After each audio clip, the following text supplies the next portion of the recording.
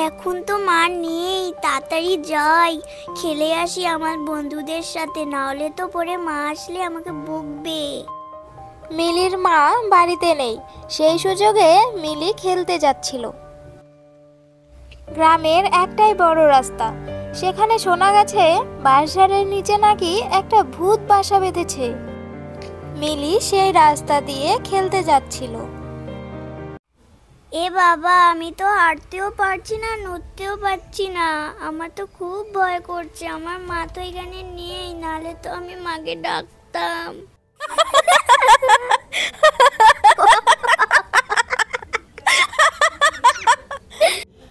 কতদিন পর মানুষের গন্ধ পেলাম। ও বাবা গো, তুমি কে? আমার তো খুব ভয় করছে, আমাকে যেতে দাও। আমার তো খুব ভয় ভয় ভয়ে ভয়ে মন খারাপ হয়ে যাচ্ছে। কতদিন থেকে মানুষের ঘাড় মটকাই না, আজকে তো সেই সুযোগটা পেয়েছি, এটা কি আর ছাড়া যায়? আমাকে যেতে দাও, আমি আর এখানে আর আসবো না, আমাকে যেতে দাও না, প্লিজ যেতে দাও। এত সহজে ছেড়ে দিতে বললেই কি ছেড়ে দেওয়া যায়? এটা আমার ডেরা, বুঝেছিস? আমি যেটা ঠিক করব সেটাই হবে। বাঁচাও, আমাকে বাঁচাও, এটা কেমন ভূত যে আমার ঘাড় মটকে দিচ্ছে, কেমন এটা? বাঁচাও, আমাকে বাঁচাও। যা, এখন ঘাড় বেঁকিয়ে বাড়িতে যা, দেখ কেমন লাগে। আমার ঘাড়টা এখনো সোজাই হলো না, আমি মাকে যে কি বলবো? হ্যাঁ দেখো মা, আমার ঘাড়টা মটকে দিয়েছে ওই বাঁশঝাড়ের ভূতটা। তোকে আমি বারবার বলেছি বাড়ি থেকে বের হবি না, যেই আমি বাড়িতে নেই এমনি চলে গেলি। এখন ভূতে ঘাটটা মটকে দিয়েছে, এখন কি করব আমি বল? ওই বাঁশবাগানে যে ভূত আছে ওটা তো আমি জানি না, জানলে কি ওইখানে যেতাম? এভাবে শুয়ে বসে আর ভালো লাগে না, একটা মেয়ের ঘাড় মটকালাম আর তো বসে আছি, আরেকজন কেউ আসলে তারও ঘাড়টা মটকালে আমার মজাই লাগতো। লতাদের বাড়ি থেকে একটু চিনি নিয়ে আসি, আজকে দিনটা চালাই। কে যেন এদিকে আসছে মনে হচ্ছে, দেখি তো কে। এই গ্রামেরই একজন মহিলা পাশের বাড়িতে যাচ্ছিল একটু চিনি আনতে। এতক্ষণ পরে আরেকটা শিকার পেলাম, শুয়ে বসে আর ভালো লাগছিল না। ওরে পেতনি, তুই কি ভেবেছিস তোকে দেখে আমি ভয় পাবো? এই বাঁশবাগানে কত ভূত আসলো আর গেল, তোর মতো কত ভূত দেখলাম। তবে রে, আমার মুখে মুখে এত বড় কথা, আমাকে নাকি ভয় পায় না? দেখ তবে তোর কি হাল করি। আরে পেতনি রে, এগুলো করিস না রে পেতনি, এই বুড়ো বয়সে ঘাটটা মটকে দিলে আমি কেমন করে চলবো রে পেতনি, এমন করিস না রে, কেউ বাঁচা। বাবা গো, ঘাটটা তো সোজাই হচ্ছে না। ওই গ্রামের সবাই আতঙ্ক হয়ে গিয়েছিল, যেই ওই রাস্তা দিয়ে যাচ্ছিল ওই ভূত সবারই ঘাড় মটকে দিচ্ছিল। একদিন রাতে একজন চোর ওই ভূতের পাল্লায় পড়ল। আজকে একটা ছাগল চুরি করে আনতেই হবে।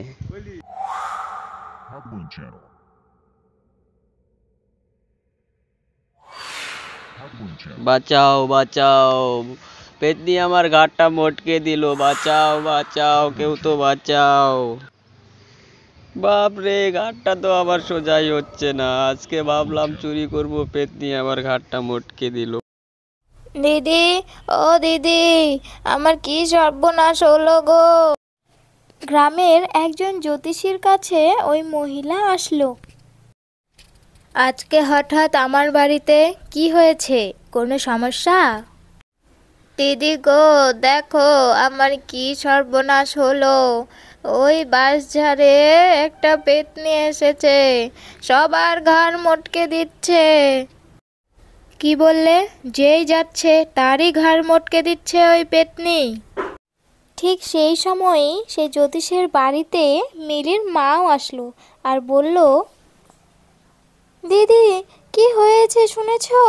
ওই বাঁশ বাগানে নাকি একটা ভূত এসেছে। আমার মেয়ে তো দুপুরে গিয়েছিল একটা খেলতে, তা আমার মেয়ের ঘাড়টাই মটকে দিল। এখন তো মেয়ে নড়তেও পারছে না, চড়তেও পারছে না। কি করি বলো তো? হ্যাঁ, তাই তো শুনলাম। ঠিক আছে, আমি তপস্যা করে দেখছি কি করা যায়। তোমরা এখন বাড়িতে যাও, কালকে সকালবেলা আমার বাড়িতে চলে আসবে, বুঝেছো? আচ্ছা দিদি, তাহলে আমরা চললাম। হ্যাঁ, ওই চোর বেটা যে ভয়টা পেয়েছে বলার মতো না। আর একজনের যদি ঘাটটা মটকাতে পারতাম। সেই দিন রাতেই জ্যোতিষী যজ্ঞ করেছিল, তপস্যা করেছিল। তারপর তিনি দেখতে পেলেন এই ভূতকে ওই বাঁশবাগান থেকে না বের করলে সে যাকে পাবে তারই ঘাড় মটকাতে থাকবে। তার পরের দিন সকালে মিলির মা ওই জ্যোতিষীর বাড়িতে গেল। ওই জ্যোতিষী মিলির মাকে একটা জলের বোতল দিল। শোনো, এই যে তোমাকে জলটা দিলাম, এটা ওই ভূতের গায়ে ছিটিয়ে দেবে। দেখবে ওই ভূত একেবারে জ্বলে পুড়ে ছারখার হয়ে যাবে। ঠিক আছে, আমি এখনই গিয়ে ওই ভূতের গায়ে জলটা ছিটিয়ে দিচ্ছি। মিলির মা বাঁশবাগানের দিকে যেতে লাগলো ওই ভূতের গায়ে জলটা ছিটিয়ে দেওয়ার জন্য।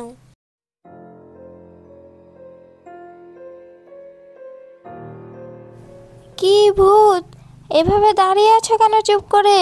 আমার ঘাড় মটকাবে না? আমার মেয়ের তো খুব ঘাড়টা মটকে দিলে, এখন ভয় পেয়ে দাঁড়িয়ে গেলে কেন? দাঁড়িয়ে আছে তোর ভাত দেখে, বুঝেছিস? আমি সামনে দাঁড়িয়ে আছি, তাও তুই ভয় পাচ্ছিস না? দাঁড়া, ঘাটটা মটকায়, তাহলেই টেরটা পাবি। যখনই ওই ভূতটা মিলির মায়ের গলাটা ধরতে যাচ্ছে, ঠিক তখনই সে জলটা ছিটিয়ে দিল। আরে বাবা রে, আমাকে মেরে ফেললো রে, আমার শরীরটা জ্বলে পড়ে ছারখার হয়ে যাচ্ছে রে, সর্বনাশ! আমার মেয়ের ঘাড় মটকিয়েছিলি না? দেখ কেমন লাগে, বোঝ এখন মজা। যাই হোক, ভূতের কাণ্ড এখন শেষ হলো, আর গ্রামের কারোর ঘাড় মটকাতে পারবে না। মিলির মা ভূতকে শেষ করে বাড়িতে ফিরল। মিলি, ভয় পাস না, এখন থেকে ওই বাঁশবাগানে আর কোনো ভূত থাকবে না। ভূতের কাণ্ড সব শেষ। আমাদের ভিডিওটি যদি ভালো লেগে থাকে তাহলে সবসময় পাশে থাকবেন।